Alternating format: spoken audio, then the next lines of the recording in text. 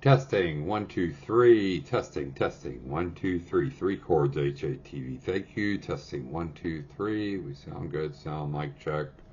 Hi, welcome to Tribal Storm 777 for Eternity. My name is Harlan Vernon. I'm your podcast host here at Tribal Storm 777 for Eternity.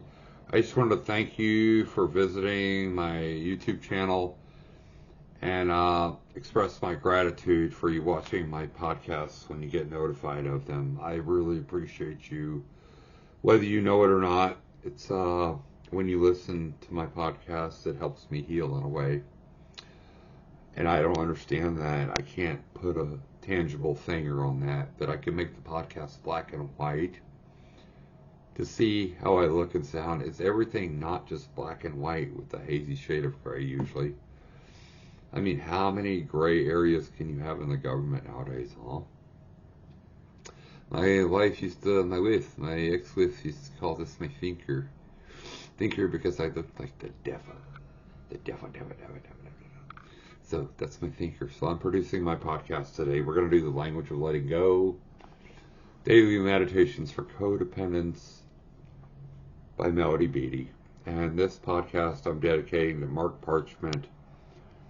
And I have a very special message for him, if he's listening out there, after this message about the language of letting go. If we're patient enough, we'll see. Today's meditation topic, April 22nd, 2024. Happy April 22nd, everyone. Coping with stress. That's what I do here. Oh my gosh. So inevitably, there are times of stress in our lives, no matter how long we've been in recovery. Oh boy, that means from codependency too, Harlan. Shame on codependency! Sometimes the stress is outside or around us. We're feeling balanced, but our circumstances are stressful. Sometimes the stress is within. Do you agree? Sometimes the stress is within. I am my brother's keeper. Oh my God! Sometimes the stress is within. We feel out of balance. When the stress is external and internal, we experience our most difficult times. During stressful times, we can rely more heavily on our support systems. Our friends and groups can help us feel more balanced and Shangri-La, peaceful in spite of our stressful situations. Namaste. So, affirming that the events taking place are a temporarily uncomfortable part of a good, solid plan can help. Good orderly direction. God. We can assure ourselves that we will get through. We won't be destroyed. We won't crumple or go under. Down under. It helps to go back to the basics, to focus on detachment, dealing with feelings and taking life one day at a time. Our most important focus during times of stress is taking care of ourselves. What a concept, people. We are better able to cope with the most irregular circumstances. We were better able to be there for others if we're caring for ourselves. Amen. I'm so happy and grateful today. You just don't know. What do we need to do to take care of ourselves? That's what we need to ask ourselves regularly. What do we need to take care of ourselves? What might help us feel better or more comfortable? Self-care may not come as easily during times of stress. Self-neglect may feel more comfortable, but taking care of ourselves always works. Always works. Today, I, Harlan Vernon, will remember that there is no situation that can't be benefited by taking care of myself.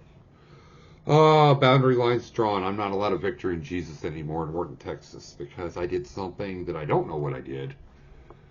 And that's the reason I'm not allowed back there, because I don't know what I did.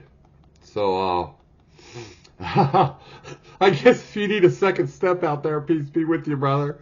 Can't believe that a power greater than ourselves can restore sanity. I'm not that power. I'm not Jesus, brother. I'm worse. I'm not afraid of the devil. I am the devil, if you're worried about me. And I trust in that I know God made me for a reason. Have a blessed day. Here's your extra message. If you were in your secret decoder ring for Manly P. Hall's lecture on nothing, because I'm going to give you a lesson from 1 Corinthians here, where the truth is that you don't believe. This is that special dedication broadcast. 1 Corinthians 13 states in the liturgy, if I speak with the tongues of men and of angels, but have not love for others growing out of God's love for me, then I have become only a noisy gong or a clanging cymbal, just an annoying distraction. And if I have the gift of prophecy and speak a new message from God to the people, and understand all mysteries and possess all knowledge, and if I have all sufficient faith so that I can remove mountains, but do not have love, reaching out to others, I am nothing. If I give all my possessions to feed the poor, and if I surrender my body to be burned, but do not have love, sounds like an oath somewhere, don't quote me on that, I didn't say it. But do not have love, it does me no good at all. Love endures with patience and serenity. Love is kind and thoughtful, and is not jealous or envious. Love does not brag and is not proud or arrogant. I'm so fucking guilty here. Forgive me, Lord, for being a man of God and saying the right word. I am fucking guilty about this shit. I'm a wretch. Even as a man of God, I'm a fucking wretch. It is not rude. It is not self-seeking. It is not provoked, nor overly sensitive and easily angered. It does not take into account a wrong endured. It does not rejoice at injustice, but rejoices with the truth when right and truth prevail. Come on, God, it's okay. It's okay. Love bears all things regardless of what comes. Believes all things, looking for the best in each one. Hopes all things, remaining steadfast during difficult times. Endures all things without weakening. I hope you feel better soon, brother. It really sounded poor to hear you feeling that bad on the phone and you couldn't talk and you hung up. That's your special message with the secret decoder ring of the lodge, brother. So, for we know in part and we prophesy in part, for our knowledge, okay, God. For our knowledge is fragmentary and incomplete. But when that which is complete and perfect comes, that is which is incomplete and partial will pass away. When I was a child, I talked like a child. I thought like a child. I reasoned like a child. When I became a man, I did away with childish things. Oh, Lord, help me. For now in this time of imperfection, we see in a mirror dimly, a blurred reflection, a riddle, an enigma. But then when the time of perfection comes, we will see reality face to face. Namaste. Now I know in part, just in fragments, but then I will know fully, just as I have been fully known by God. And now there remain faith, abiding trust in God and His promises, hope, confident expectation of eternal salvation. Eternal salvation. How many lifetimes, brother? Are you a three-letter God? Never mind. Don't even go there. Just don't even go there. You want me to vouch for you, you gotta approach me and come correct, brother. You better fucking come correct one day. I'm just a man of God with the share of the divine. A fucking wretched ass soul's been broken more times than you've been out dollars. Love, unselfish love for others growing out of God's love for me. These three, the great choicest graces, but the greatest of these is love. Faith, hope, and love. Mary Threlkill, if you're out there still subscribed, just remember, faith, hope, and love. I wanted to marry you at that point, and you were just trying to help heal me from my divorce, Mary. I'm broadcasting on public channel here. You were just trying to heal the brokenness that I was inside, thinking marriage was forever, and you had to be my soulmate, that I could trust that I would meet you in any lifetime, eternally, however many lifetimes I live. And I'll never forget you. As long as I go out days, I might go 2-3 days without thinking about you. At the most. I don't think I've even gone that many yet. It's been 2 years. 2 years that I've been healing from what you cut off my heart for me.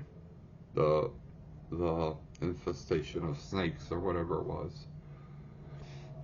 Thank you to all my friends out there that have been with here in this time of healing. I'm sorry I've been a crouched animal in the corner, striking out at anybody that tries to provide healing or comfort. I'm just a hurt animal in the corner. I'm just a hurt devil in the corner, and I can't heal that quickly. So y'all are gonna have to give me some time. That's why I read what I read. That's why I dedicated this podcast to Mary. If you're out there, SOS, to Sister Mary of the Morning Star, SOS. I'm still here, Mary. I'm an aspiring urn apprentice. I haven't even walked in yet. And I need your help, dear. If you're still subscribed, just reach out somehow. Find a way to reach out, please. God bless. I don't want my body to be burned and separated in ashes from one end of the continent to the other, as far as the east is from the west. I want to come clean and make my life right. I want to get all for my last gifts to society. I don't know when that time is coming. This broadcast is in black and white, gray, whatever you want to call it, but it's not gray when you think about it. The only thing certain in life are death and taxes. That's the only thing certain in life. We can have a recollection that we've lived a previous life, or we're going to live a future life through prophecy. But there's some things we can't change.